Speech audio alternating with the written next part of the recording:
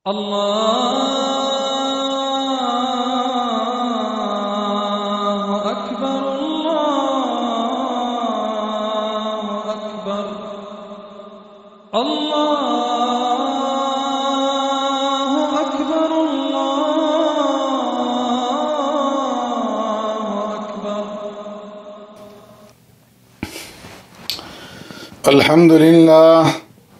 الحمد لله وحده والصلاة والسلام على من لا نبي بعده.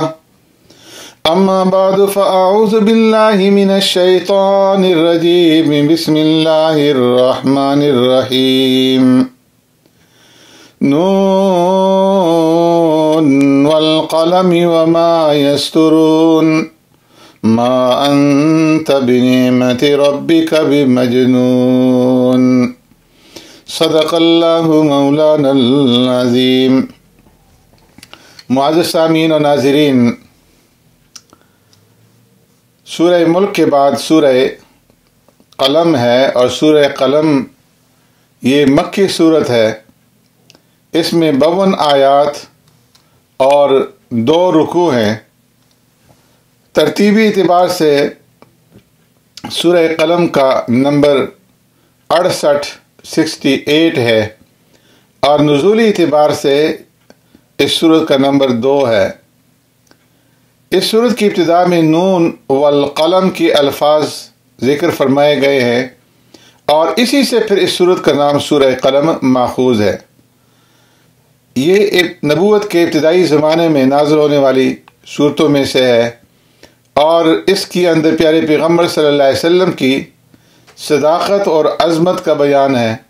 آپ صلی اللہ علیہ وسلم پر اور آپ کی رسالت پر مخالفین کی طرف سے جو شکوک اور اعتراضات تھے ان کا جواب دیا گیا ہے، اور اخلاق اور کردار کے لحاظ سے برے اور سست لوگوں سے کنارہ کشی کی تعلیم دی گئی ہے. زندگی کی ہر حرکت اور ہر قدم پر رب العالمین کو یاد رکھنے کی تعلیم ہے، اور تقوی، صراط مستقیم پر صبر اور ثابت قدم رہنے کے ساتھ اللہ کی طرف رجوع کرتے رہنے کی تعلیم دی گئی ہے. اور حضرت یونس علیہ السلام کا قصہ بھی ذکر کیا گیا ہے کہ وہ سخت تکلیفوں اور مصیبتوں میں گرفتار ہوئے، مگر رب العالمین کی طرف رجوع کرتے رہنے کی وجہ سے اللہ تبارک و تعالیٰ نے ان کے اوپر رحم اور اپنا کرم فرمایا. اسی طرح منکرین حق اور رسالت محمدیہ کی تکذیب کرنے والوں کو عذاب آخرت کی وعید جو ہے وہ سنائی گئی ہے.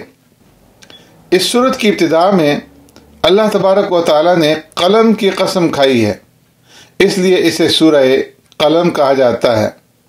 اور یہ سورت قلم کی عظمت اور اس کے عظیم نعمت ہونے کو ظاہر کرتی ہے.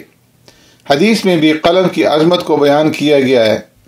حضرت ابن عباس رضی اللہ تعالیٰ عنہما سے مروی ہے کہ سب سے پہلی چیز جو اللہ تبارک و تعالیٰ نے پیدا فرمائی وہ قلم تھا، اور اسے پیدا کرنے کے بعد فرمایا کہ اکتب، لکھو.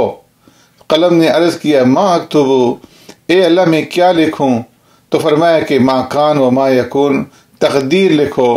چنانچہ اس دن سے قیامت تک جو کچھ ہونے والا تھا وہ قلم نے لکھ دی ہے.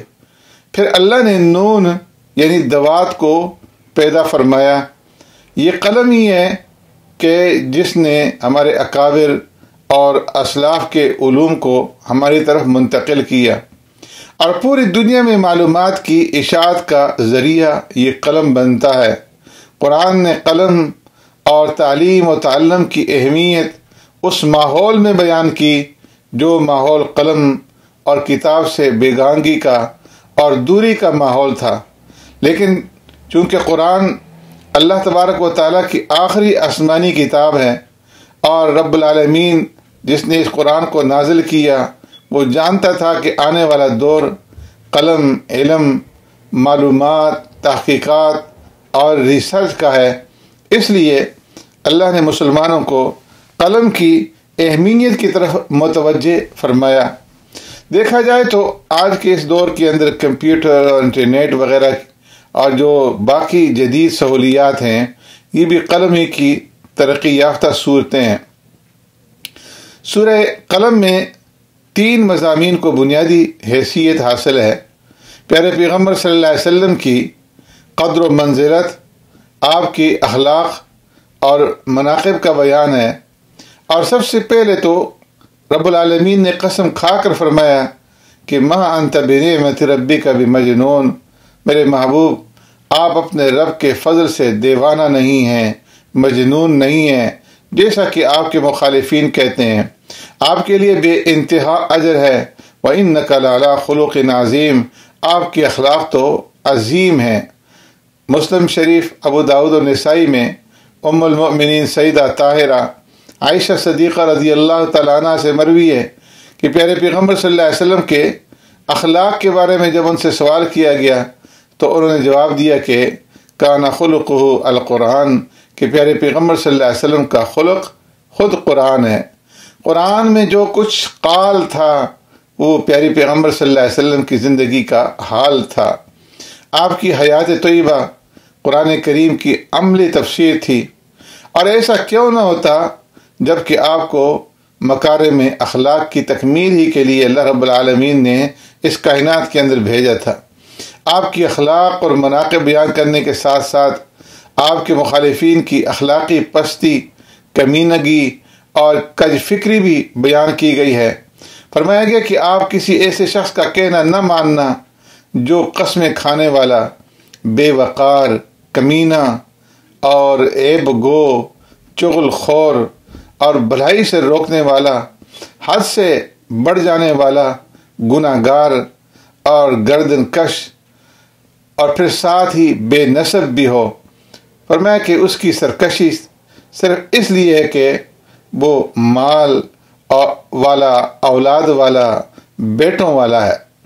مفسرین فرماتے ہیں کہ یہ آیات سرداران قریش میں سے ولید بن مغیرہ کے بارے میں نازل ہوئی، اور اللہ رب العزت نے اس کی 10 بری صفتوں کا اس صورت کے اندر بیان فرمایا۔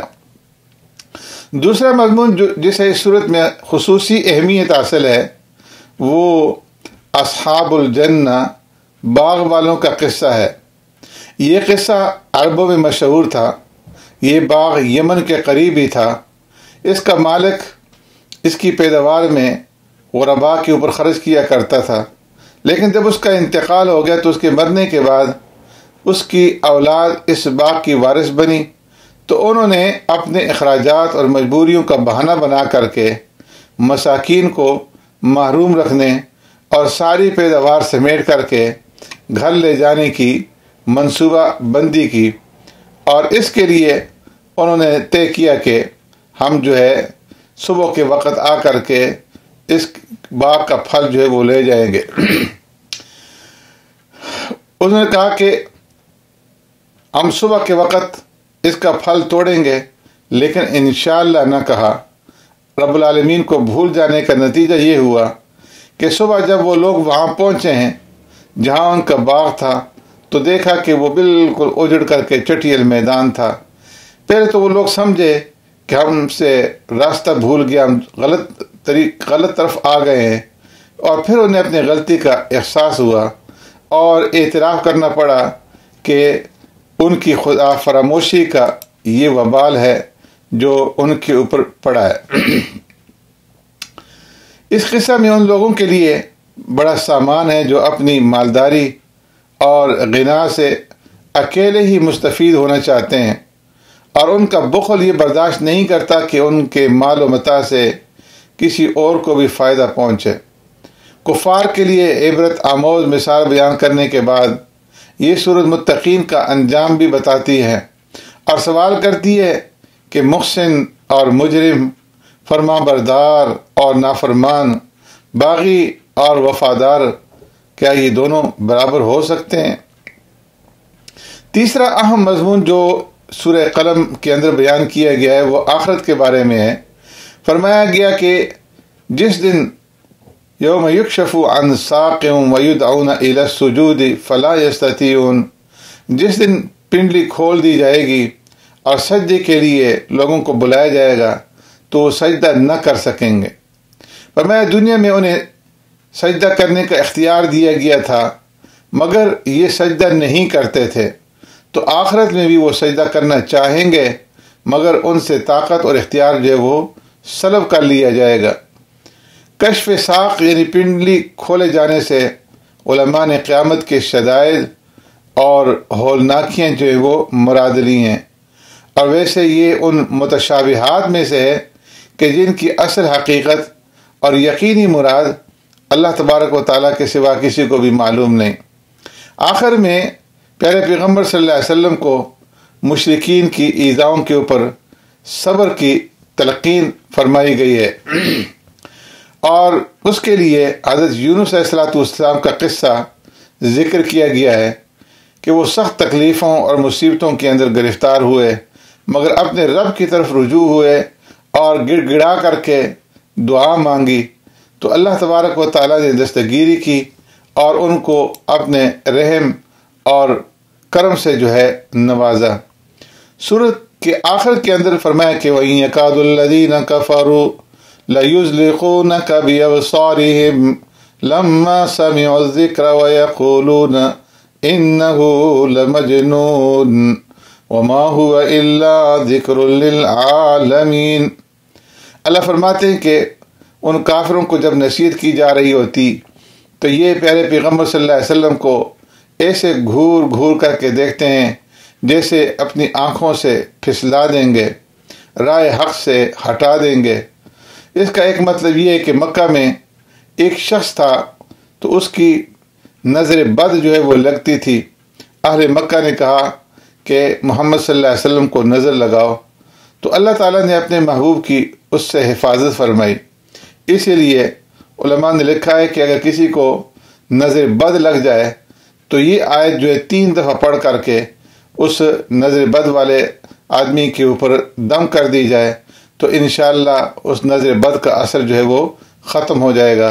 وَإِن يَكَادُ الَّذِينَ كَفَرُوا لَيُزْلِقُونَكَ بِأَبْصَارِهِمْ لَمَّا سَمِعُوا الذِّكْرَ وَيَقُولُونَ إِنَّهُ لَمَجْنُونٌ۔ سبحانك اللهم وبحمدك نشهد أن لا إله إلا أنت نستغفرك ونتوب إليك۔